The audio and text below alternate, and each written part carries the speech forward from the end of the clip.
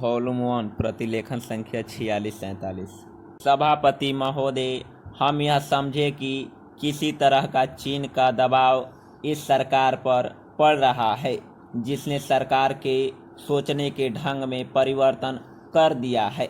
मैं गृह मंत्री से विशेष रूप से यह कहना चाहता हूं कि सरदार पटेल जिस जगह पर बैठे थे, आज आप उसी जगह पर बैठे हुए हैं और राष्ट्र की आंतरिक सुरक्षा का भार आपके कंधों पर है।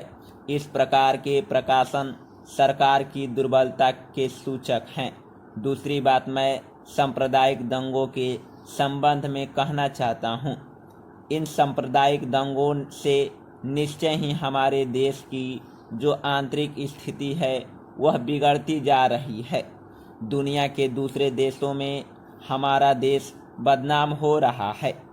सबसे पहले मैं गृह मंत्री महोदय से कहना चाहता हूं कि अब जितने सांप्रदायिक दंगे हमारे देश में स्वतंत्रता के बाद हुए, गृह मंत्रालय इस बात की जानकारी ले कि इनका प्रारंभ कहां से होता है और कौन उनका प्रारंभ करता है।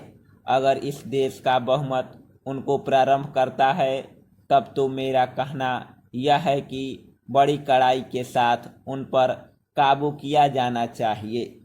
लेकिन अगर दूसरे लोगों की तरफ से प्रारंभ होता है तो मैं समझती हूँ कि उनके अंदर इतनी हिम्मत नहीं है। जब वे जानते हैं कि इसका परिणाम यह होगा कि हमको और हमारे दूसरे सहयोगियों को चोट लग सकती है, फिर भी वे इसका प्रारंभ करें, तो मुझे ऐसा लगता है कि कोई तीसरी शक्ति अवश्य है जो आज भी 5 दशकों के पश्चात हमारे सामाजिक जीवन को दुखी बनाना चाहती है। उदाहरण के लिए मैं एक ही बात कहना चाहता हूँ। पहले गृह मंत्रालय जब अपनी वार्षिक रिपोर्ट प्रकाशित करता था, तब उसमें बतलाया जाता था कि हमारे देश में दुनिया के किस किस देश के कितने नागरिक रह रहे हैं। लेकिन अब शायद जानबूझकर गृह मंत्रालय ने अपनी कमी को छिपाने के लिए इन आंकड़ों को देना बंद कर दिया है।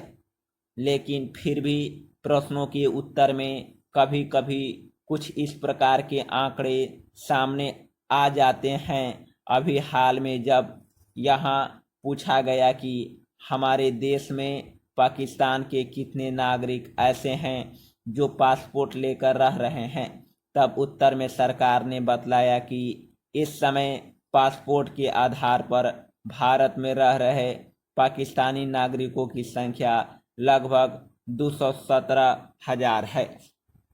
उपाध्यक्ष महोदय, मैं आपकी आज्ञा से अपना बिल सदन के सामने विचार के लिए रखना चाहता हूं। मैंने इस बिल में एक बात कही है कि जो विदेशी धन गलत तरीकों से हमारे देश में आता है, उसके ऊपर कोई कड़ी निगरानी होनी चाहिए। मैंने इस बिल में यह भी कहा कि कोई भी पार्टी, कोई भी संस्था, कोई भी आदमी अगर विदेशों से धन लेता है तो उसकी सूचना तुरंत सरकार को दी जानी चाहिए।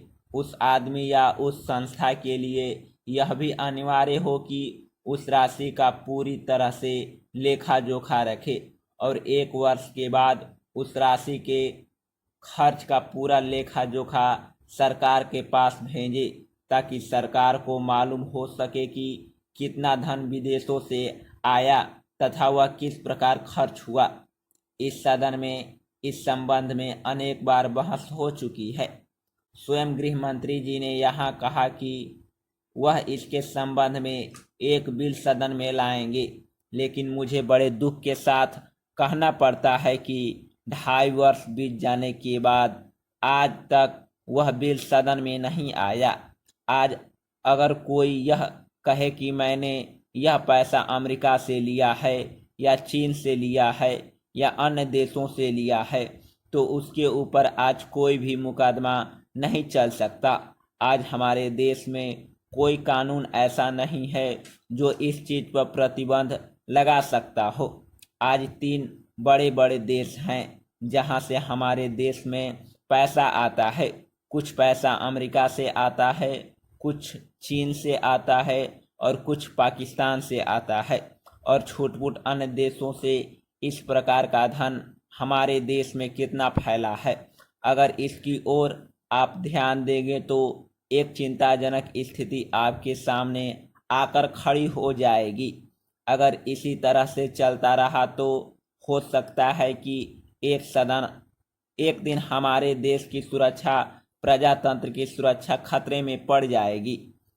विदेशी सेना हमारे देश पर आक्रमण न कर सके, इस बात की चिंता तो हमारी सरकार करती है, लेकिन विदेशी धन की चिंता यह सरकार नहीं कर रही है। आज चाहे राजनीतिक क्षेत्र हो, सामाजिक क्षेत्र हो, शिक्षा का क्षेत्र हो, चारों तरफ विदेशी धन के जरिए बाहर के लोग हमारा गला घोटने के लिए तैयार बैठे हैं। आप बड़े बड़े शहरों में जाएं तो पता चलेगा। समाप्त।